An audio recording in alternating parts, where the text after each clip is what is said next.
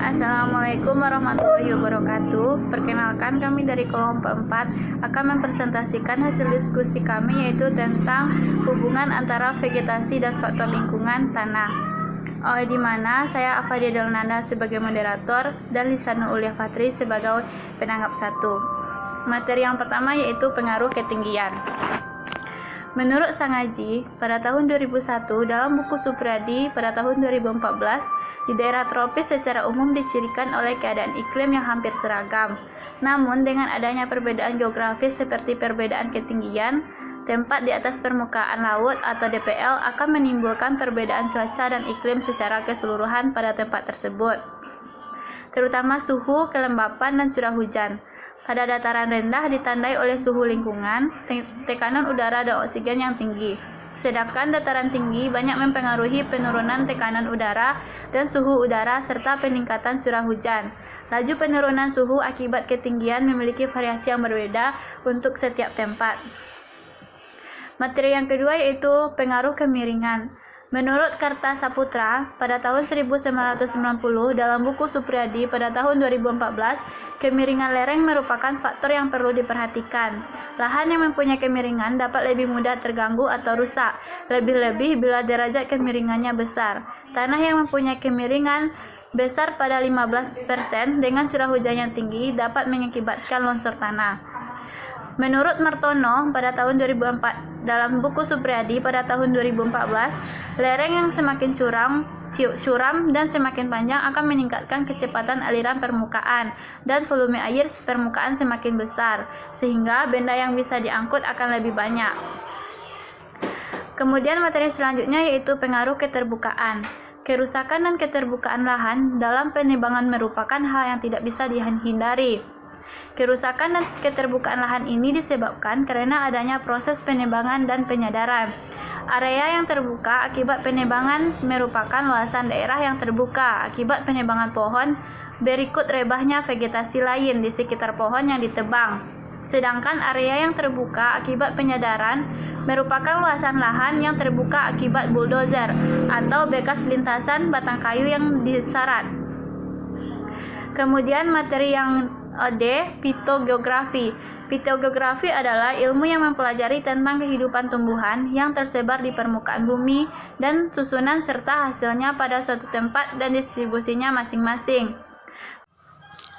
Menurut Polunin, secara etimologi geografi tumbuhan artinya ilmu tentang tumbuhan yang berhubungan dengan kehidupan hayati atau tumbuhan yang ada di dalamnya. Fitogeografi yang mempelajari pada tumbuhan tingkat rendah. Materi yang selanjutnya akan disampaikan oleh Lisanul. Kepada Lisanul dipersilakan. Baiklah, materi selanjutnya yaitu faktor edafik atau tanah. Menurut Mawarti 2012, faktor-faktor edafik adalah faktor-faktor yang bergantung pada keadaan tanah, kandungan air, dan udara di dalamnya. Perbedaan-perbedaan pada tanah sering merupakan penyebab utama terjadinya perubahan vegetasi dalam daerah iklim yang sama. Oleh sebab itu, faktor edafik mempunyai arti yang sangat besar bagi geografi tumbuhan. Menurut Yura 2012, faktor-faktor edafik diantaranya adalah fragmen mineral, air tanah, udara dalam tanah, bahan organik, organisme hidup. Yang A yaitu tanah dan bahan tanah. Menurut Ismail 1998, tanah adalah penghubung dan suatu rantai antara bahan induk dan kehidupan-kehidupan di atas permukaannya. Oleh sebab itu, tanah berkembang dari batuan induk melalui interaksi dari iklim, organisme hidup dan substrat. Bantuan induk yang telah mengalami proses tersebut akan menyusun formasi tanah yang mencakup bahan-bahan organik dan anorganik, serta organisme yang telah tercampur aduk di dalamnya. Bahan organik tanah dapat berasal dari, yang pertama itu sumber primer, yaitu jaringan organik tanaman atau flora yang dapat berupa daun, ranting dan cabang, batang, buah, dan akar. Yang kedua yaitu sumber sekunder, yaitu jaringan organik fauna yang dapat berupa kotorannya dan mikrofauna. Yang ketiga yaitu sumber lain dari luar, yaitu pemberian pupuk organik berupa pupuk kandang, pupuk hijau, pupuk bokasi atau kompos, dan pupuk hayati. Yang B. Tanah sebagai medium. Tanah menjadi tumpuan hidup manusia karena sampai sekarang belum ada yang menggantikan posisi tanah sebagai media tanam. Meskipun sekarang sedang dikembangkan media tanam secara hidroponik, tanah yang memiliki fungsi penting untuk kehidupan menjadikan manusia tidak hanya mengetahui tanah sebagai tempat tumbuh tanaman, tetapi juga harus mengetahui tanah sebagai pelindung tanaman dari berbagai macam penyakit. Terutama seperti inilah yang harus mendorong manusia untuk selalu mengembangkan ilmu yang berhubungan dengan tanah. Menurut MSETA 2013, sebagai media tanam, tanah menyediakan faktor-faktor utama yang untuk pertumbuhan tanaman, yaitu unsur hara, air, dan udara dengan fungsinya sebagai media tunjangan mekanik, akar, dan suhu tanah. Semua faktor tersebut haruslah seimbang agar pertumbuhan tanaman baik dan berkelanjutan. Yang C yaitu fisika tanah. Yang pertama, ada tekstur tanah. Menurut Harjo-Wigeno 1992 dalam Majid 2007, tekstur tanah menunjukkan kasar halusnya tanah. Tekstur tanah merupakan perbandingan antara butir-butir pasir, debu, dan liat. Yang kedua yaitu struktur tanah. Menurut Majid 2007, struktur tanah merupakan gumpalan kecil dari butir-butir tanah. Gumpalan struktur tanah ini terjadi karena butir-butir pasir, debu, dan liat terikat satu sama lain oleh suatu perekat seperti bahan organik, oksida-oksida besi, dan lain-lain. Gumpalan-gumpalan kecil atau struktur tanah ini mempunyai bentuk, ukuran, dan kemantapan atau ketahanan yang berbeda-beda. Yang ketiga yaitu bobot isi tanah. Menurut Hanafiah 2005 dalam Majid 2007 bahwa bobot isi tanah merupakan kerapatan tanah persatuan volume yang dinyatakan dalam dua batasan. Yang pertama, kerapatan partikel atau bobot partikel yang disingkat dengan BP adalah bobot massa partikel padat persatuan volume tanah. Biasanya tanah mempunyai kerapatan partikel 2,6 gram cm. Yang kedua yaitu kerapatan massa atau bobot isi disingkat dengan BI adalah bobot massa tanah kondisi lapangan yang dikering ovenkan persatuan volume. Yang empat yaitu warna tanah. Warna tanah akan berbeda bila tanah basah, lembab, atau kering. Sehingga dalam menentukan warna tanah perlu dicatat apakah tanah tersebut dalam keadaan basah, lembab, atau kering. Yang kelima yaitu konsisten tanah. Menurut Harjo-Wigeno 1992 dalam Majid 2007 bahwa tanah-tanah yang mempunyai konsistensi baik umumnya mudah diolah dan tidak melekat pada alat pengolah tanah.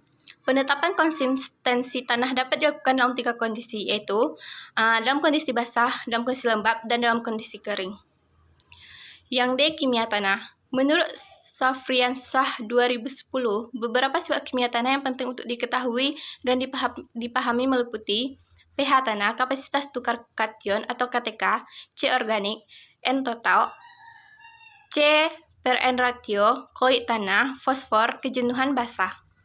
Yang ke organisme dalam tanah. Menurut Septi 2012, organisme tanah atau disebut juga biota tanah merupakan semua makhluk hidup, baik hewan atau fauna maupun tumbuhan atau flora, yang seluruh atau sebagian dari fase hidupnya berada dalam sistem tanah.